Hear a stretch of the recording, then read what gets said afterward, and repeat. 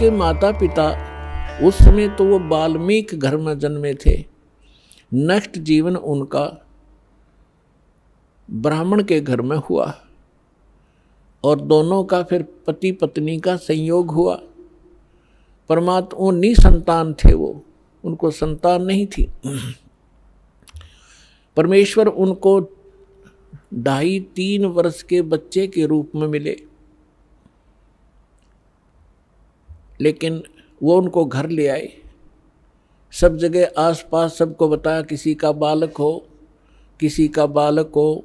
राज दरबार में भी उसको दिखाया कि ये बच्चा हमें यहाँ मिला, कोई माता पिता बताता नहीं है। तो राजा ने भी कहा कि तुम रख लो अपने पास,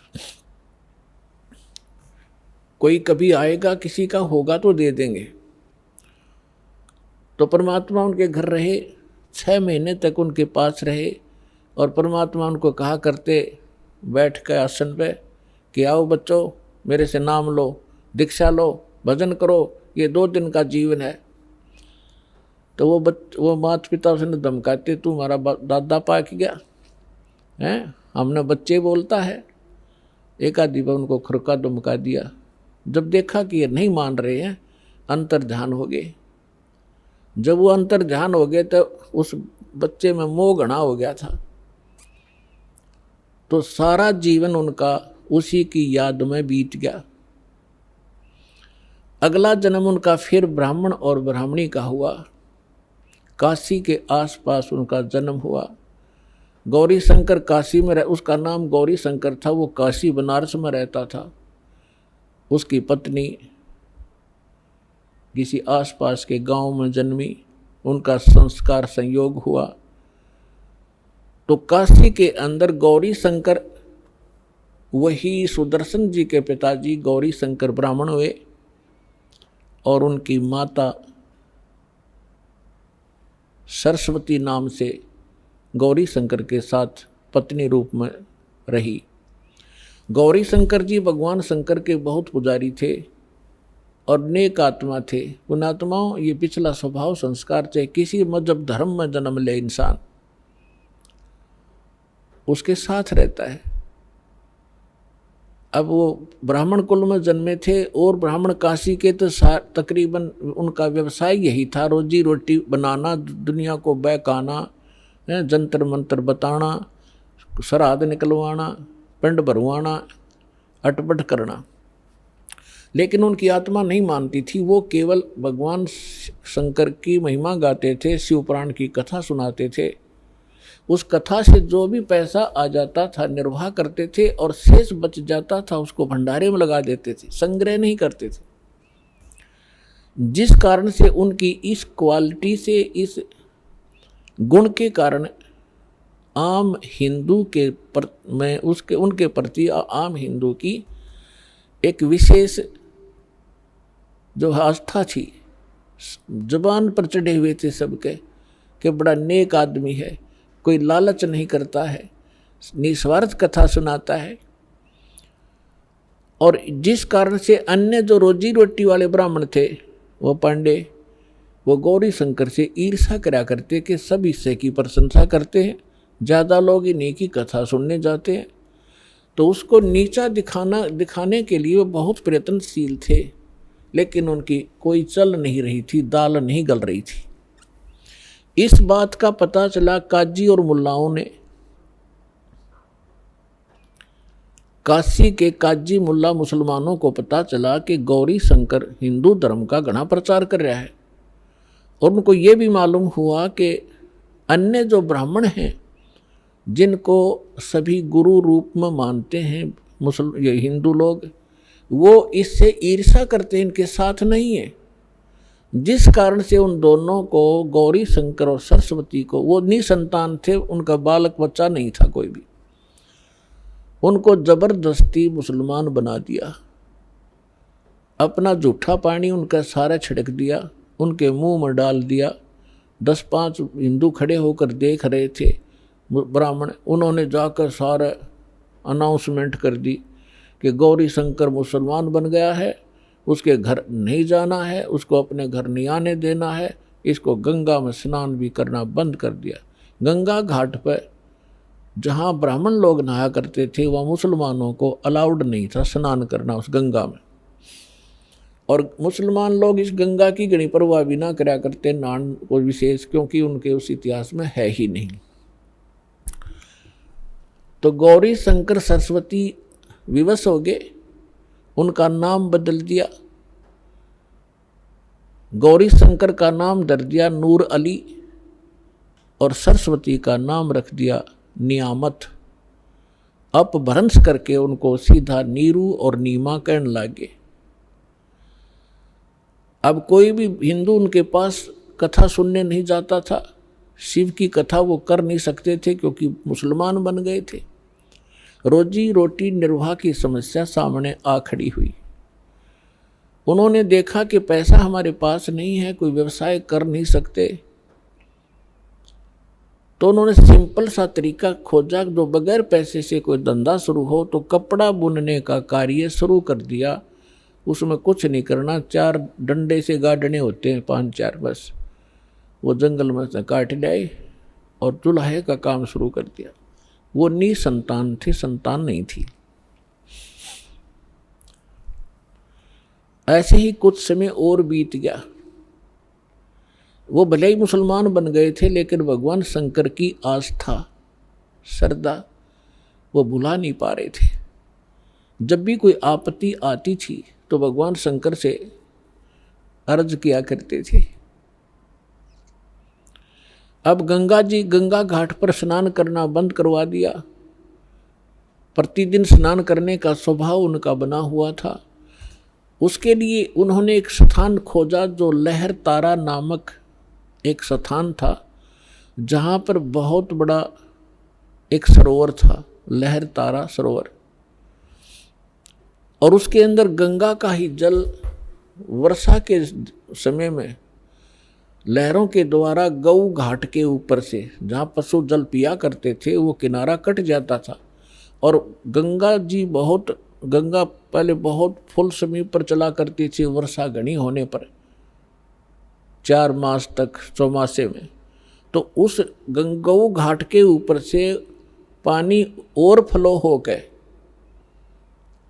लहरों के द्वारा उछल उछल के और एक बहुत बड़े सरोवर को भर दिया करता था। वो झील थी,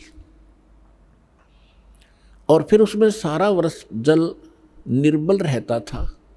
गंगा के जल में एक गॉड गिवन एक ऐसा मेरिट है, ऐसा गुण है, ये सतलोक से आई हुई है ये गंगा, तो वो कभी खराब नहीं होता। पुण्यात्माओं, जितने भी आज तक सतलोक के गुण गाने वाले राधा स्वामी पंथ से पहले कोई सतलोक जाना नहीं था। और इन्होंने कबीर साहब की वाणी में तो सतलोक सचखंड की पूरी विवरण है ही है, लेकिन कबीर पंथी भी ढंग से नहीं जानते थे। सतलोक वो भी कहते थे, लेकिन सतलोक में कुछ नहीं मानते थे। चेतन ही चेतन है, वहाँ प्रकाश ही प्रकाश है, यही राधा स्वामी वाले कहते थे।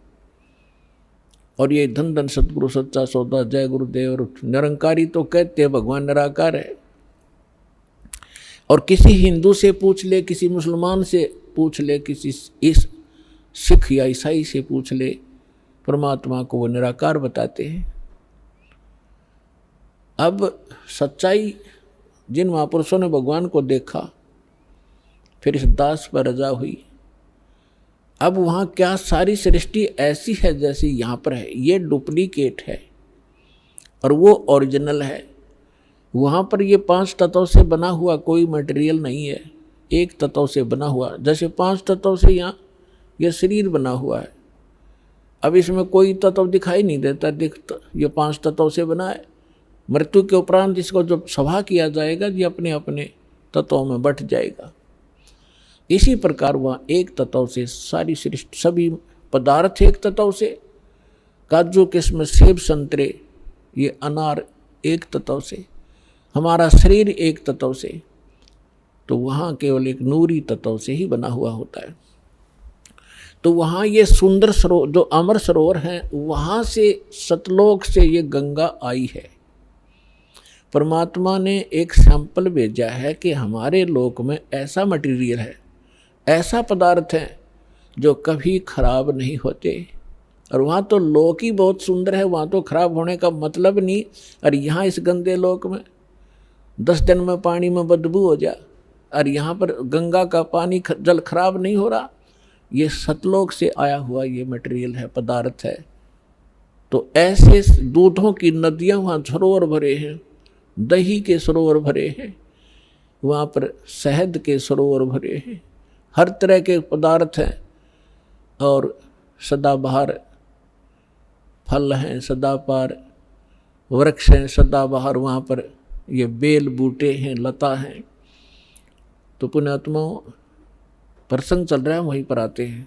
तो नीरू नीमा सुबह सुबह उठ करके प्रतिदिन उस लहर तारा नामक तालाब में स्नान करने के लिए जाने लगे।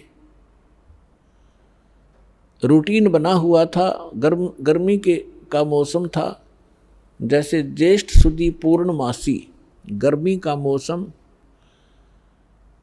और उस दिन परमात्मा अपने वचनानुसार,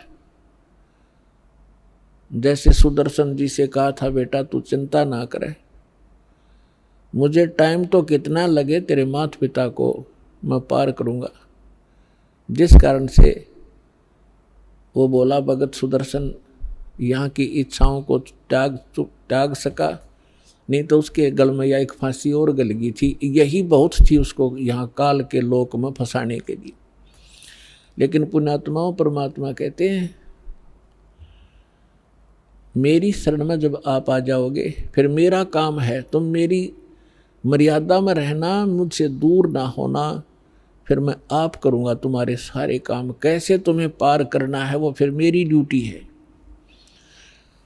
अब जैसे परमात्मा ने एक फार्मूले बताए हैं, द्वार धनी के पड़ा रहे, धक्के धनी के खावे, 100 काल झकझोल ही पर द्वार छोड़ ना जावे। एक तरीका बताया है कि द्वार धनी के पड़ा रहे और धक्के धनी के खावे, यानी अपने सच्चे दरबार में, अपने सतगुरु के पास यहाँ आता रहे, चाहे कुछ भी आपको लोग कहें, और कोई छोटी मोटा ऐसा कोई दुख भी आप पर आ जावे, उसमें अपनी हिम्मत नहीं आ रहे और भगवान से दूर मत होना। इसलिए कहते हैं द्वार धनी के पड़ा रहे और धक्के धनी के खावे। सतलोक यानी आश्रम में आता रहे, जाता रहे, छोटा मोटा कोई उकचुक हो भी जा, हिम्मत नहीं आ रहे। कबीर साहब कहते हैं, सत ना छोड़े सूरमा, सत छोड़े पत जा, और सत के बांधे लक्ष्मी फिर मिले किया। फिर फार्मूला बताया है कि द्वार धनी के पड़ा रहे, धक्के धनी के खावे, 100 काल झकझोल ही पर द्वार छोड़ जा। तो परमात्मा भी और भी कहते हैं कि जो जन मेरी शरण है, जो एक बार मेरी शरण में आ गया और गुरुद्रोही हुआ नहीं, फिर उसको मैं छोड़ूंगा नहीं, पार करके ही छोड़ूंगा, समय कितना लग जाए। जो जन मेरी शरण है ताका हूँ मैं दास, और गेल गेल ला गया फिरूं जब तक धरती आकाश।